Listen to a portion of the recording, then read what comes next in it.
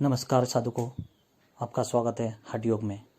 इस वीडियो में मैं आपको यह बताने वाला हूं कि जब एक साधक या योगी के शरीर में सुषुप्त सोई हुई कुंडलिनी शक्ति जागृत होती है तो वहाँ क्या क्या करती है उसके शरीर में क्या क्या परिवर्तन होते हैं और वहाँ किस तरह से अनुभव करता है। तो ये वीडियो में पूरा यही बताया है, तो पूरा अंत तक इसे बने रहिए और देखिए और समझिए। तत्र काग्रम मनोकृत्वम यत चिंतेन्द्रिय क्रिया उपश्वासने युज गोआत्मा विद्य शुद्ध है। अर्थात फिर योगी को वहाँ एकाग्र अंतकरण कर सदगुरु का स्मरण रूपी अनुभव लेना चाहिए। प्रेम से स्मरण करते ही सद्ब्रह्म अंतकरण सात्विक भावों से भर जाए।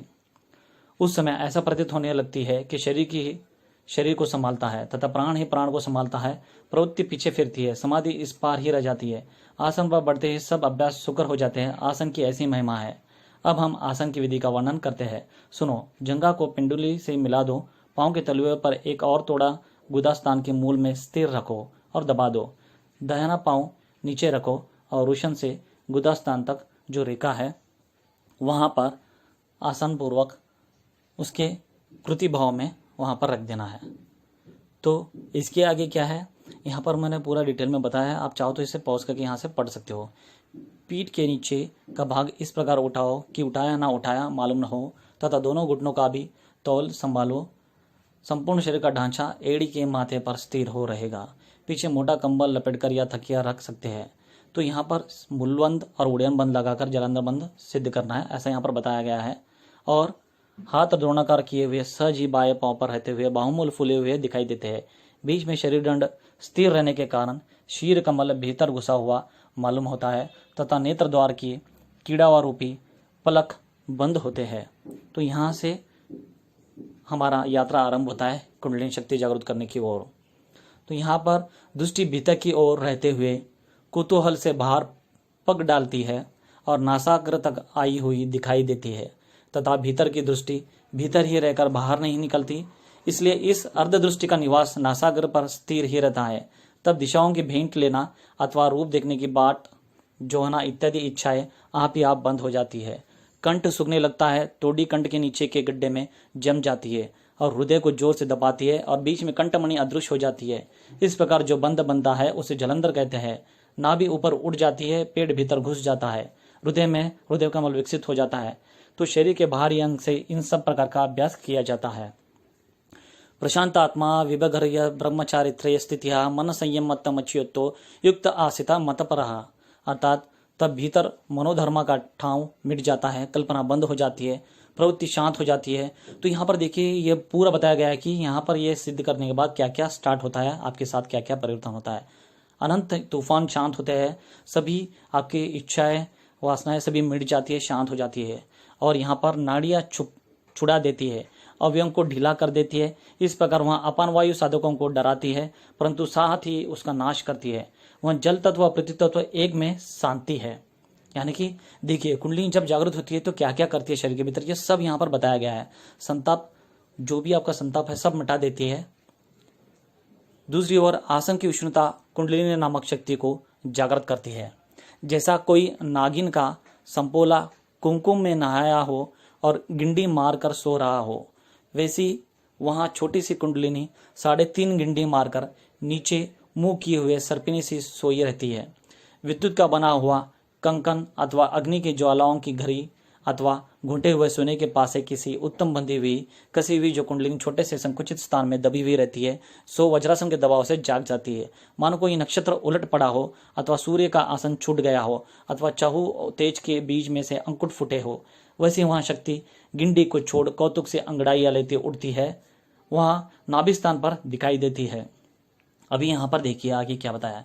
पहले ही उसे बहुत दिनों की भूख लगी रहती है जिस पर जगने का मिस हो जाता है, इसलिए वह अवश्य ठीक ऊपर की ओर मुंह फाड़ती है। हे किरीटी, हृदय कमल के नीचे जो पवन करती है सबको चपेट लेती है। ऊपर नीचे मुंह की ज्वाला फैलाकर मांस खाने दौड़ पड़ती है, कौर खाने दौड़ पड़ती है। तदनंतर 1-2 और हृदय के भी घर लेती है, फिर तलुओं और हथेलियों का भी भेद करती है। इस प्रकार वहां हर एक अवयव की गांठों की खोज लेती है। अधोभाग भी नहीं छोड़ती है, वरन नख का भी सत्व निकाल लेती है। तत्वाचों को हड्डी को चूस कर ले लेती है। हड्डियों की नीलों का जो रस निकलता है नसों के धाले धो डालती है, जिससे रोमकूप की बृहवृद्धि बंद हो जाती है। अनंतर वहां प्यासी कुंडलिनी सप्त धातुओं को भी पी जाती है, नसों के जाले धो डालती है। तो यहाँ पर ऐसा कुंडलिनी क्या क्या करती है जागृत होने के बाद, वो पूरा यहाँ पर बताया गया है। साधु को पूरा ध्यान से सुनिए। नाक के छोटों में से जो हवा बाहर अंगुल तक निकलती है उसे घींचिया कर पीछे हटा वहां फिर भीतर घुसती है। तब नीचे की वायु ऊपर चढ़ती है और ऊपर की नीचे उतरती है, और जिस समय दोनों का मिलाप होता है तब चक्रों के केवल पुर्जे ही बचते हैं। तो ये दोनों वायु तभी मिल जाए, परंतु कुंडली क्षण भर व्यग्र हो, मानो इनसे कहती है कि जाओ, तुम्हारा यहाँ क्या काम है। इस प्रकार वहां शरीर की सब पृथ्वी माय धातु खाकर कुछ ही नहीं बचने देती, अनंतर जल का भाग भी पहुंच डालती है। इस प्रकार वहां दोनों महाभूतों को खा डालती है। तो देखिए यहाँ पर कुंडलिनी कितनी भयंकर है। तो इसलिए कहा गया इसमें बिल्कुल भी गलती नहीं होनी चाहिए। तब पूर्णतः वहां सुषुप्ना नामक नाड़ी के पास शांत हो रहती है, और तृप्ति के संतोष से जो गरल मुंह से उगलती है उस अमृत से प्राणवायु जीवन धारण करती है। भीतर से वहां विष अग्नि रूप हो निकलता है, परंतु सबहा शीतल करने लगता है। तब कहीं पहले गले हुए अवयव दृढ़ होने लगते हैं, जबकि नाड़ियों के मार्ग बंद हो जाते गए हैं। 9वें प्रकार की वायु का चलना बंद हो गया है, इसलिए शरीर के धर्म नहीं रहे हैं। ईड़ा और पिंगला नाड़ियां एक में मिल गई है, तीनों गांठें छूट गई है, और चक्रों की 6 कलियां खिल गई है। चंद्र और सूर्य नामक जो कल्पित वायु है वे दीपक से भी खोजते नहीं मिलती। बुद्धि का विकास बंद हो गया है। तो यहाँ पर यह सब पूरा बताया गया है क्या क्या है। आप पूरा यहाँ पर पॉज करके पूरा पढ़ लीजिए। और आगे शरीर में फैलता है प्राणवायु के योग से, जहाँ का तहाँ सूख जाता है। इसके आगे तपाए हुए मोम के सांचे का मोम निकल जाने पर जैसे वहां उसमें डाले हुए रस का ही बना हुआ रहता है, वैसे उस शरीर के रूप में मानव कांति ही अवतार लेती है। ऊपर से त्वचा रूपी ओढ़नी ओढ़ लेती है, जैसे सूर्य मेघ रूपी घूंघट काढ़े रहता है। तो यहाँ पर बताया गया है कि इस तरह से सब होने के बाद शरीर कैसा दिखता है साधक या योगी का। उसके बाद यहाँ पर यह भी बताया गया है कि शरीर बनाया गया अथवा आत्मज्योति का लिंग ही स्वच्छ दिखा रहा हो, अथवा वहाँ शरीर कुमकुम से भरा हुआ हो, आत्मरस से ढला हुआ हो, अथवा मैं समझता हूँ कि वहाँ मूर्तिमान शांति का ही स्वरूप हो, अथवा वहाँ आनंद रूपी चित्र की लिखावट हो, जैसे कि प्रतिम हो, संतोष रूपी वृक्ष का और रोप हो। तो ऐसा साधक का शरीर दिखाई देता है जब कुंडलिनी सभी आपके शरीर अवयवों को खा जाती है। स्थिर किया गया हो तो ऋतुओं की आर्द्रता चंद्रबिंब पल्लवी हुआ हो, या मूर्तिमान तेज ही स्वयं आसन पर बैठा हुआ हो। कुंडलिनी जब चंद्रामृत पीती है तब ऐसा शरीर हो जाता है। कृतांत भी उस देहाकृति से भय खाता है, वार्धक्य के पीछे हटता है, यौवन की गांठ खुल जाती है और लुप्त हुई बाल दश फिर प्रकट होती है। उसको आयु की छोटी दिखाई देती है। वास्तव में उसके धैर्य की निरूपण महिमा बढ़ जाती है। बाल शब्द का अर्थ बालक नहीं बल करना चाहिए।